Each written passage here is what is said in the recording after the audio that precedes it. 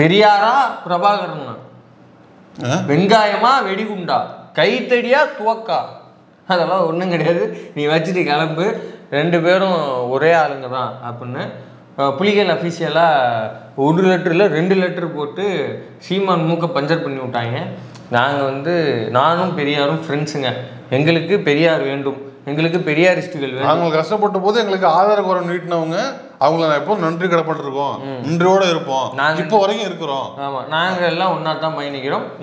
சீமானுக்கு எங்களுக்கு தான் சம்மந்தம் இல்லை, பேட்டைக்காரங்க சம்மந்தம் கிடையாது அப்படின்னு ஒரு லெட்டரை போட்டு விட்டாங்க. அந்த வரிசையில் சைமன் இன்னொருத்தர் எதிர் நிப்பாட்டினான் பெரியாருக்கு எதிராக. ஐயா இன்னொருத்தரா? உலகத்தே நிப்பாட்டிட்டான்டா. உலகமே எதிர்த்தாலும் பெரியாரை நான் எதிர்ப்பேன். பெரியார் ஒன்றும் இல்லைங்க, பெரியார் எனக்கு வேணாங்க, பெரியார் ஒத்து வராதுங்க, அத்து விட்டுருக்கீங்களா அப்படின்ட்டான். பிரபாகரனே அதிர்ச்சாலும் எனக்கு வேணாங்கிறாங்க அப்படின்ற பிரபாகரனே உலகமே முடிஞ்ச அவ்வளோதான். அந்த உலகத்துக்குள்ள எல்லாருமே அந்த வரிசையில் இவர் ஐயா ஆணைமுத்து சொல்லியிருந்தான், வஉசி அவர்களை சொல்லியிருந்தான். இப்படி அதாவது நீங்கள் சொன்ன மாதிரி உலகத்துக்கு எல்லா தலைவரையும் சொல்லிட்டான்.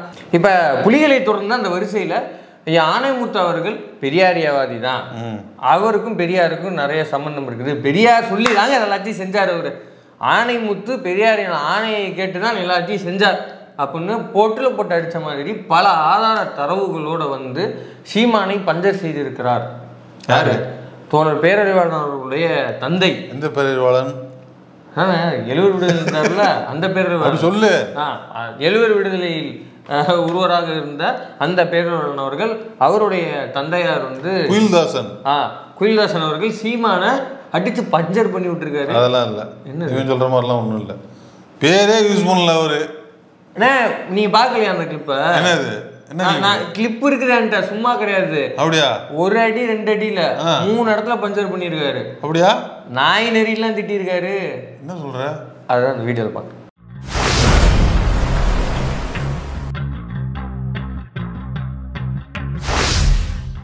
அது ஆணைமுத்து அவர்களுடைய 100ஆண்டு மலர் வெளியீடுன்னு நினைக்கிறேன். அந்த நிகழ்ச்சியில தான் கலந்து கொண்டு பேசுறாரு. கிட்டத்தட்ட 30 ஆண்டுகள் கழிச்சு இப்பதான் ஒரு நிகழ்ச்சியில பங்கு பெறேன் அப்படின்னு சொல்றேன். எனக்கே கொஞ்சம் ஷாக்கிங்கா இருந்தது. ஏன்னா ரொம்ப நாள் ஆச்சு, நம்மளுமே அதை கொஞ்சம் மிஸ் பண்ணிட்டோம், மறந்துட்டோங்கிறதா உண்மை. ஏன்னா அவர் விடுதலையானாரு, விடுதலையாகி எல்லாரையும் பார்த்துட்டு இருந்தாரு, வீட்டுக்கு போனாரு. அவங்க அம்மா ஒன்று என்ன சொன்னாங்க, அப்பா என் பிள்ளைய விட்டுருங்க, நான் சோறு குழம்பு ஆக்கி வச்சு என் பிள்ளைய கல்யாணம் பண்ணி அவனை நல்லபடியாக நான் பார்த்துக்கணும் அப்படின்னு அவங்க அப்படியே ஒதுக்கிட்டாங்க.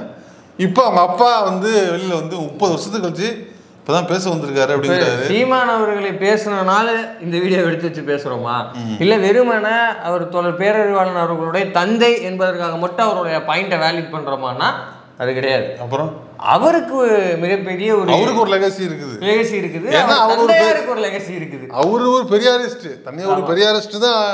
தீகாக்காரருக்கு அவரு சுத்தி வளர்ச்சி பெரியாரிஸ்ட், தீகாக்காரர். அவருடைய தந்தை பெரியாருக்கு மிகவும் நெருக்கமாக பெரியாரோட ரொம்ப பற்று கொண்டு அவர் கூட பயணிச்சவர். அவரு நிறைய விஷயங்கள் செஞ்சிருக்காரு. உதாரணத்துக்கு அவரே பேசும்போது நிறைய விஷயத்த பதிவு பண்றாரு. அவருடைய தந்தையார் கே தங்கவேல் அவரு சொல்றாரு, பெரியார் அவர்கள் அவர் தங்கியிருந்த பகுதியை ஒட்டி பிரச்சாரத்துக்கோ இன்னும் பிற பணிக்காக வந்தார் அப்படின்னா தங்குற இடம் இவர் தான். அதே போல் அவருக்கு பாதுகாப்பாக எல்லா ஏற்பாடுகளையும் நின்று அவருக்கு பாதுகாப்பாகவும் இருந்தவர் அவருடைய தந்தையார் கே தங்கவேலு தான் அப்படிங்கிறத பதிவு பண்ணுறாரு. இது மட்டும் கிடையாது, தோழர் ஜீவா இருக்கிறார் இல்லையா, அவரை பிரிட்டிஷ்காரங்க தேடி இருக்கிறாங்க, பிரிட்டிஷார் தேடி இருக்காங்க சில அளவுக்காக. அப்போது அவரை காப்பாற்றி அவருக்கு அடைக்கலம் கொடுத்தவரும் இவருடைய தந்தை யார், இப்போ தோழர் பேரறிவாளன் அவர்களுடைய தாத்தா. ஸோ இப்படி அவருக்கு ஒரு இயக்க லெகசி இருக்குது, இயக்க வரலாறு இருக்குது.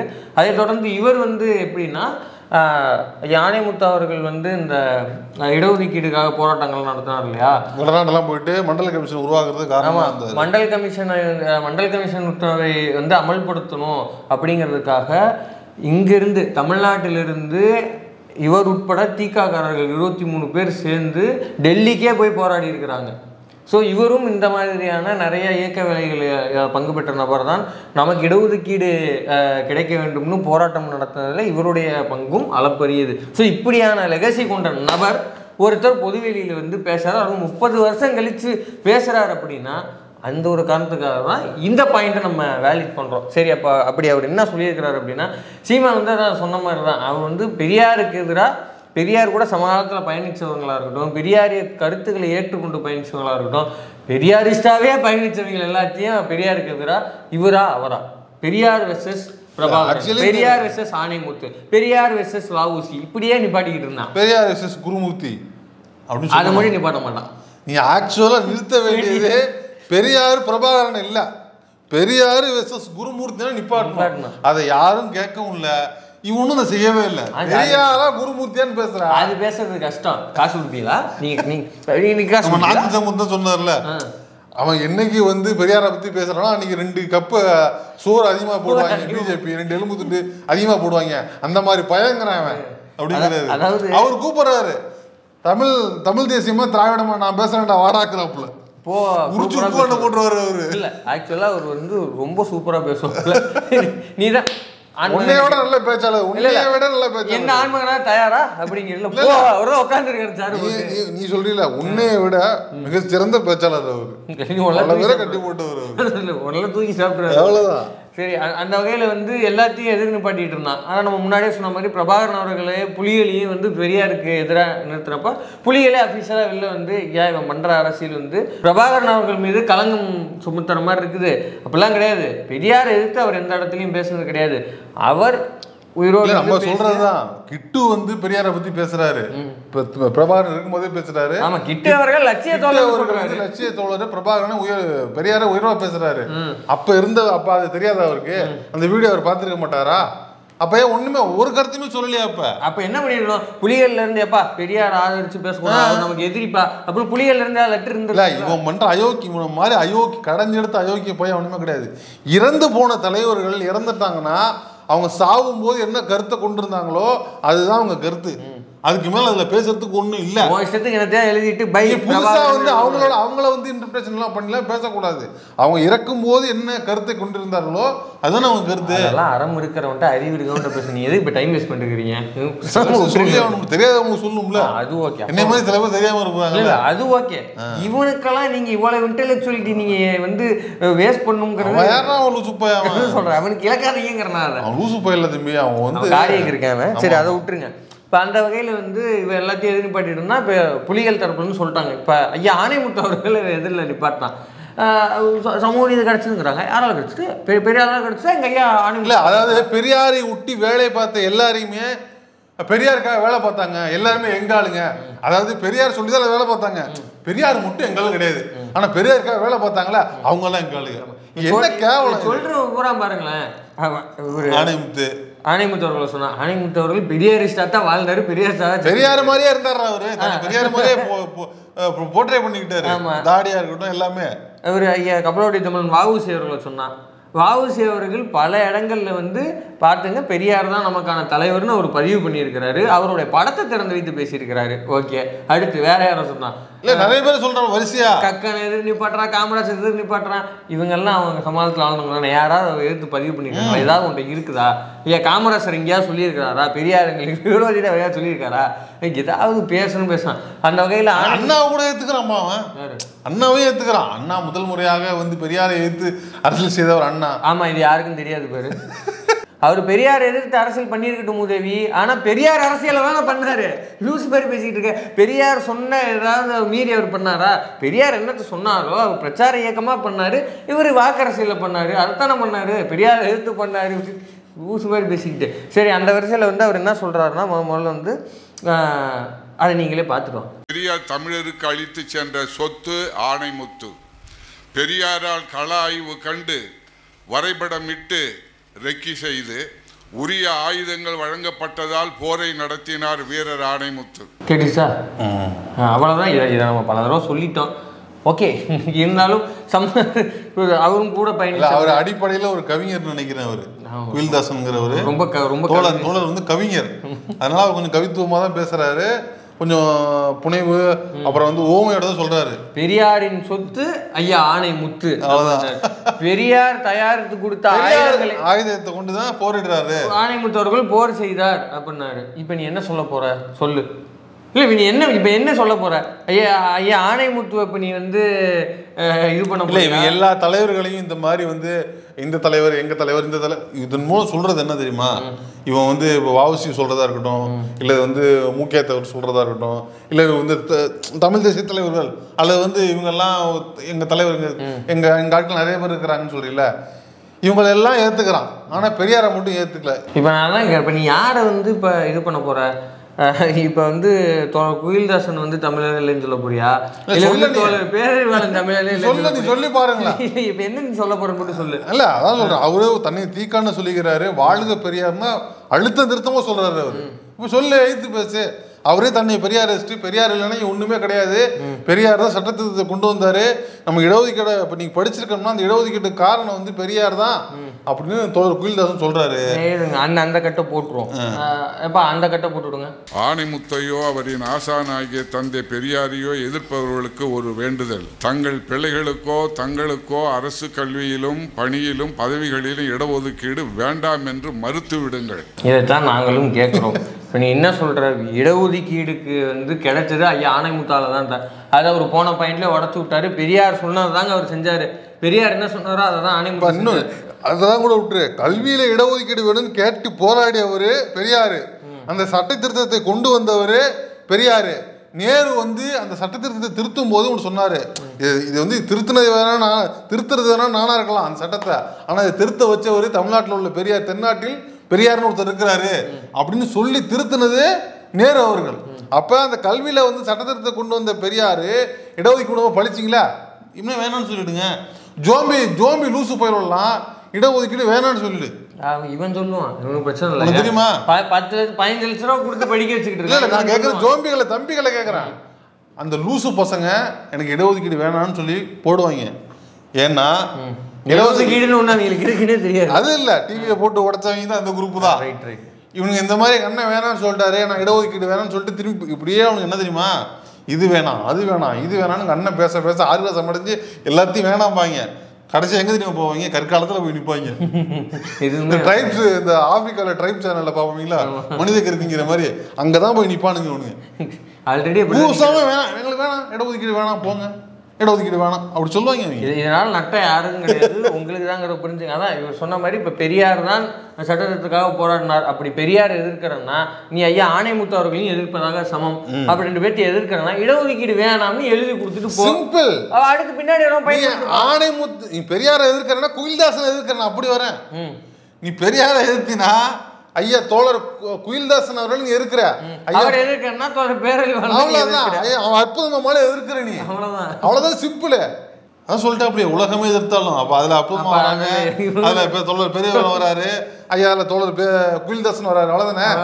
இப்ப தெலுங்கர் அதானே இப்ப கடைசியில சொல்லுவாங்க டெஸ்ட் எடுத்துருவாங்க, தோழர் குயில்தாசன் தெலுங்கு, தோழர் பேரறிவாளன் தெலுங்கு, அற்புதம் அம்மல் தெலுங்கு, அதானே சொல்ல போறீங்க. இதெல்லாம் தாண்டி ஒரு நீ ஏத்து பேசணும்டா, நீங்களா ஏத்து பேசணும். தோழர் இன்னும் அதிகமா தோழர் பேரறிவாளன் வெளில வந்து பேசணும். இல்லை இப்போதானே இவர் பேச ஆரம்பிச்சிருக்காரு, அடுத்து அவரு வருவார். இதெல்லாம் தாண்டி இதான் த்ரில்லிங்கான மூமெண்ட்டு, சீமானை சங்கில் மீத்த மூமெண்ட்டு. என்னது அதை கொஞ்சம் போட்டு விடுங்க. சினிமாவில் ஒரு நகைச்சுவை இது, கொய்யால காசு கொடுத்ததுக்கு மேலே பேசுகிறாண்டாங்க.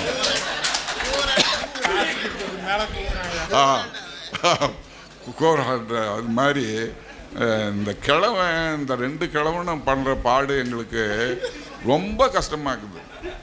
இந்த நரிகளோட நாங்கள் பாடுற பாடு ரொம்ப வேதனை. ஒரு பக்கம் நம்ம பிள்ளைகளை காப்பாற்றணும்னு பார்க்குறோம், இன்னொன்று பக்கம் ஒரு இன்னும் ஒரு நாய் கடிக்குது, இன்னொரு பக்கம் காலை நரி கடிக்குது. ரொம்ப கஷ்டமாக இருக்குது. இந்த கிழவன் ஏன் பிறந்தான்னு எனக்கு தெரியல. இவரு கவிஞர் மட்டும் இல்லை, நிறைய காமெடியெல்லாம் பஞ்சில் எழுதிருப்பாரு போல் இருக்கு. கொடுத்த காசுக்கு மேலே கூறாட்டா கொய்யா. தோழர் வடிவேலாரா? தோழர் வடிவேலாரோட பார்க்காம இருக்க முடியுமா? அரசியல் மாமேதை தோழர் வடிவேலாரை வந்து அவரை இன்ஃப்ளூயன்ஸ் பண்ணியிருக்காரு. ஆமா. இப்போ அப்போ இதை யாரும் சொல்றாரு? இது கொடுத்த காசுக்கு மேலே கூறாண்டா கொய்யானா சீமான் தானே. அது இல்லாமல் கிழட்டு பையன் திட்டிருக்காரு, அதை விட்டு பார்த்தீங்கல்ல. கிழட்டு பையனா? ஆமா, அவரு சொன்னாரு ஒரு 2 கிழட்டு சொன்னது இவரை பெரியாரையும் ஆணைமுத்தையாவும் சொல்றாரு. 2 கிழமைங்களும் எங்களை சிந்திக்க வச்சுட்டு போயிட்டீங்களா, அறிய கொடுத்தீங்களே, ஆனா எங்களுக்கு 2 நாய் நெறி நிக்குதே. அப்ப அந்த நாய் நெறி யாரு?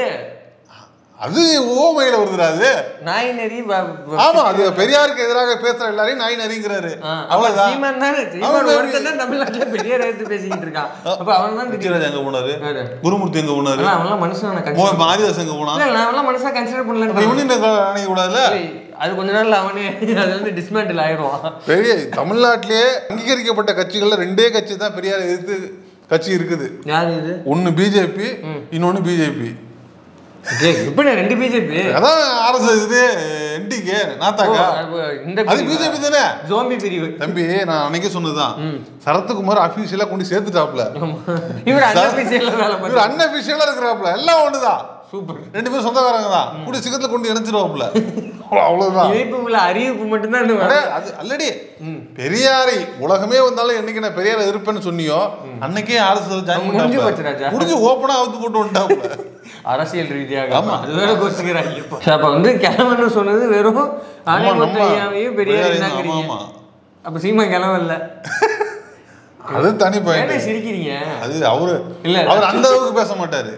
இல்லப்பா நான் சொல்றேன், நான் சொன்னதுல தோழர் குயில்தாசன் லெவலுக்கு அவர் வந்து அவனை பேச மாட்டாரு. அவரு பேச, ஏன்னா அவர் எந்த ரீதியிலயும் வந்து அவருக்கு நான் ஓப்பனா சொல்றேன். சரியா, தோழர் குயில்தாசன் ஓப்பனா பேர் சொல்ல. நான் கேட்கற கேள்வி சீமா கனவெல்லாம் இல்லையா? அதை முதல்ல அனௌன்ஸ் பண்ணது நான் தான். சீமான முதல்ல கிழவன் 60 வயசு நான் தான். எல்லாரும் அண்ணன் அண்ணன் சொல்லிட்டு இருந்தாங்க. நான் தான் சொன்னேன், தாத்தான்னு சொன்னேன். எந்த சினிமாலையுமே எந்த கதையிலுமே இல்லாத ஒரு ஃபேண்டசி. அது என்னது? கல்யாண மாப்பிள்ளை வயசை விட மாமியாருக்கு வயசு கம்மிங்கிறது எந்த ஃபேண்டசி கதையிலையும் நான் பார்த்தேன். இதெல்லாம் நான் பேச மாட்டேன், இப்பெல்லாம் பேச மாட்டேன். பர்சனலா போவாத. ஏன் பர்சனலா போலண்ணே, ஜஸ்ட் சொன்னேன், ஏஜ் ஃபேக்டர் சொன்னேன். இல்லை எனக்கு தெரிஞ்சு நான் அப்படி வந்து என்ன கத்திரிக்காது, முத்துன கத்திரிக்கான ஒரு படம் தான் பார்த்துருக்கேன். அதுதான் சொல்றேன். ஆமா, அதுதான் சொல்ல வந்தேன். அதே நம்ம ஊரு தோழர் சுந்தர்சி எடுத்து இல்ல, அவர் வந்து கைண்ட் ஆஃப் தோழர் தான்டா அவர். ஆமா, அவர் வந்து ஃபன்னா எடுத்துப்பாப்புல. அதுலயுமே அவர் வந்து சரி ரொம்ப நம்ம போகக்கூடாது அப்படின்னா, அவருடைய மாமியார் அவரோட கிளாஸ்மேட்டாக தான் இருப்பார். 2 பேரும் ஒரே ஏஜாக தான் இருப்பாங்க. அதான் உலகத்திலேயே சீமான் மட்டும்தான் மாமி. பேசாதரா நீ சீமான தனியா என்ன வேணா சொல்லு. ஒரு காட்டான், ஒரு கேடு கட்ட ரவுடி பைய, கிழவன், தாத்தா, சீமாரு, சீமான என்ன சொல்லு. நான் பர்சனல் அட்டாக்கே போலங்க. நீ வந்து குடும்பத்தை அதெல்லாம் இருக்கிறதுலாம் என்னோட பேனல் அது கிடையாது கிடையாது தம்பி. நான் திருப்பி சொல்றேன், என் பர்சனல் ஃபேமிலி சுத்தே நான் பேசல. நான் உள்ள கொஞ்சம் வேற ஏதாவது பேசினேன்னா நான் எதுவும் பேசல. நான் என்ன சொல்றேன்னா, ஒரு ஏஜ் குறிக்கிறது. இப்போ நான் எடுத்துக்கிறேன், இப்போ நீங்கள் வந்து என்னோட சின்ன பையன். இப்போ அதை எப்படி சொல்ல முடியும்? பாட்டு வயசு என்ன, அந்த வயசோட கூட பேச சத்தியா சின்ன பையன், அவர் ரொம்ப யூத், அப்படி தானே சொல்ல முடியும். அந்த மாதிரி நான் ஒரு கம்பேரிசன் சொல்கிறேன். மாப்பிள்ளையை விட மாமியாருக்கு வயசு கம்மி, ஜஸ்ட் ஏஜ் கம்பேரிசன். தப்பா இருக்கு ராஜா, நாங்கள் எதுவும் பண்ணலை.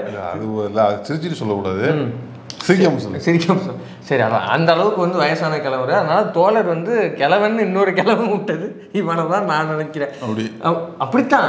அதே மாதிரி இன்னொன்று கவனிச்சிங்களா, அது அவர் கிட்ட ஒரு 25 நிமிஷம் பேசுறாப்லன்னு நினைக்கிறேன். ஆமா, அதுல பல்வேறு சம்பவங்கள் வந்து அவர் நினைவுபடுத்துறாங்க. 30 வருஷம் கழிச்சு ஸ்டேஜ் ஏறுறாரு. அவர் 100ஆண்டு மலராக வெளியிட்டிருக்கிறாங்க. பல முக்கிய போராட்டங்களை குறிப்பிட்டு அவர் பேசுறாரு. அந்த போராட்டம் நடத்தினவங்க இவங்க, அந்த சம்பவத்துக்கு காரணம் எல்லாருக்கும் நன்றி தெரிவிக்கும் விதமாக தான் நான் அதை படிக்கிறேன்னு சொல்லி ஒரு பெருசா லிஸ்ட் பிடிக்கிறேன். இந்த இடத்துல நாம் தமிழர் கட்சி, செந்தமிழன் சீமான் அப்படின்னு தான் வருதா? அது வந்துடக்கூடாதுங்கிற தெளிவா இருந்திருக்காரு. அதனால எழுதி படிச்சிருக்கேன். அதாவது அவர் 20-25 பக்கம் எழுதி வச்சுட்டு படிக்கிறாரு. என்ன காரணம் சொல்றாருன்னா, நான் இது 30 வருஷம் கழிச்சு ஏறுறேன், யாருக்கும் நான், ஏன்னா அவர் பிள்ளை எவ்வளவு கஷ்டப்பட்டாங்க, வாழ்க்கையே அவங்க தங்களோட குடும்பத்தை அர்ப்பணிச்சு வந்து அவரை மீட்டிருக்கிறாங்க. அதெல்லாம் தனிக்கதை. வந்து நான் ஒன்று படமாக்கணும், நான் உனத்தை வந்து இன்ஸ்பயர் ஆகி படமாக்கணும்னு எடுத்தேன்னா அது அற்புதம் அம்மாளின் வாழ்க்கையை தான் எடுப்பேன் அப்படின்னு வெற்றிமாறன் சொன்னார். அந்த அளவுக்கான ஒரு வழிகொண்ட வாழ்க்கை அது. சரி, ஓகே, அப்படிப்பட்டவரே நான் எல்லாருக்கும் நன்றி சொல்லி ஆகணும், எனக்கான தருணம் அப்படின்னு சொல்லி யாரையும் மறந்துடக்கூடாது அப்படின்னு சொல்லி 20 பக்கத்துக்கு உட்காந்து பேர். அதில் அதிகமாக பார்த்தீங்கன்னா சம்பவங்கள் இருக்குது. அதை தாண்டி அதிகமா பேர்கள் இருக்குது. அவ்வளவு டைரக்டர்ஸ் இருக்காங்க. மணிவண்ணன், ஜெயகணேஷ், வந்து எழுவர் விடுதலைக்கு எழுவர் விடுதலைக்கு கூட்டம் போட்டாங்க. அதுவும் என்கிட்ட கேட்காமலே, இல்ல நான் அவங்கள்ட்ட போய் கேட்டுக்கிட்டதுக்காக எல்லாம் இல்ல, என்கிட்ட கேட்காம என்கிட்ட சொல்லாமலே நான் அவங்கள்ட்ட கேட்காமலே வந்து கூட்டம் நிறைய பேர் நடத்திருக்காங்க. அவங்க எல்லாத்துக்கும் நன்றி. அப்படி பல்வேறு தலைவர்களோட பேர் லிஸ்ட் பண்றாரு. பல்வேறு தோழர்கள் பேர், ஐயா சுபவி பேரா இருக்கட்டும், கொளத்தூர் மணி, கிட்டத்தட்ட 100 பேர் படிக்கிறாருங்க. நிறைய பேர் படிக்கிறாரு. இது மட்டும் கிடையாது, அவர் ஈழத்துக்காக போராடியவர்கள், ஈழத்துக்காக பங்காற்றியவர்கள்னு அவரு நிறைய தோழர்களை சொல்றாரு. அதுல திமுக காரங்க வராங்க, திக காரங்க வராங்க, அதிமுக காரங்க கூட 2 பேர் சொன்னாருப்பா.